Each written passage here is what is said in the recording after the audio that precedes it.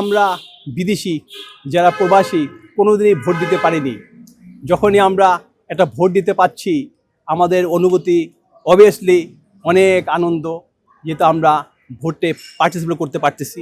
তারেক রহমান সর্বপ্রথম এই প্রবাসীদের ভোটার আয়ত্তে আনার জন্য সে সর্বপ্রথম চেষ্টা করার পর আমাদের বাংলাদেশের বর্তমান প্রধান উপদেষ্টা ডক্টর ইউনূস সাহেব তার কথাকে প্রাধান্য দিয়ে প্রবাসীদের ভোটের আয়ত্তে নিয়ে আসার জন্য আমি ডক্টর ইউনূস সাহেবকেও ধন্যবাদ জানাই। তো আমাদের অনুভূতি আসলে আমরা প্রবাস জীবনে আমরা বাংলাদেশ জাতীয়তাবাদী দলের সাথে দীর্ঘদিন সম্পৃক্ত আছি। তো আমরা যদি রাজনীতি করি সেই হিসাবে আমাদের প্রবাসে থেকে আমরা বাংলাদেশের নির্বাচনে অংশগ্রহণ করাটা আমাদের কাছে অনেক আনন্দময়।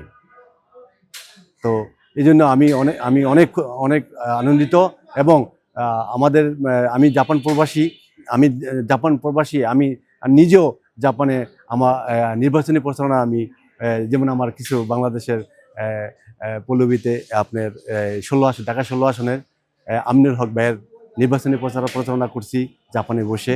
তো সবার মধ্যে একটা উৎফুল্ল ভাব দেখছি যে না তারা প্রবাসীরা ভোটার হওয়াতে তারা খুব আনন্দময়ী। তো সেই ক্ষেত্রে আমারও অনেক ভালো লাগছে। ঠিক আছে, তো আমি মনে করি জাপান না বহির্বিশ্বে প্রত্যেকটা দেশের প্রবাসীরা অনেক আনন্দিত যে প্রথম প্রবাসীরা ভোট দিতে পারবে প্রবাস বসে। আসলে কি মানে বাংলাদেশে আমিও তো বাংলাদেশের রাজনীতির সাথে সম্পৃক্ত ছিলাম, সেন্ট্রাল মানে বাংলাদেশের ছাত্র রাজনীতিতে সম্পৃক্ত ছিলাম আমি। তো আমি ওই সময়ও বাংলাদেশের 4 দলীয় ঐক্যজোট বিএনপি ক্ষমতা আসছিল, ওই সময়ও দেখছি যে নির্বাচনের যে আমেজ এবং আমরা প্রবাস বসে তার চেয়ে বেশি আমরা সপ্তাহে 6 দিন কাজ করি, একদিন ছুটির দিন রবিবার। তো ওই দিন আমরা যেখানে প্রবাসীরা বেশি ওখানে যে বাংলাদেশের রাজনীতির নির্বাচনী প্রচারণা করছি, খুব আনন্দ লাগছে, অনেক আনন্দময় জীবনটা, প্রবাস জীবনটা অনেক আনন্দময়। এবং নির্বাচনের প্রচারণা করতে যেয়ে দেখছি যে না আসলে বাংলাদেশের নির্বাচনের প্রচারণা ওটা অনেক তফাৎ, মানুষ খুব উৎসবমুখর ভাবে আছে।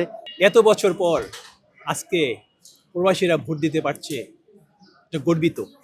এটা আপনারা জানেন যে আজকে বাংলাদেশ দাঁড়িয়ে আছে প্রবাসী রেমিটেন্স, আপনারা সবাই জানেন, অবগত আছে।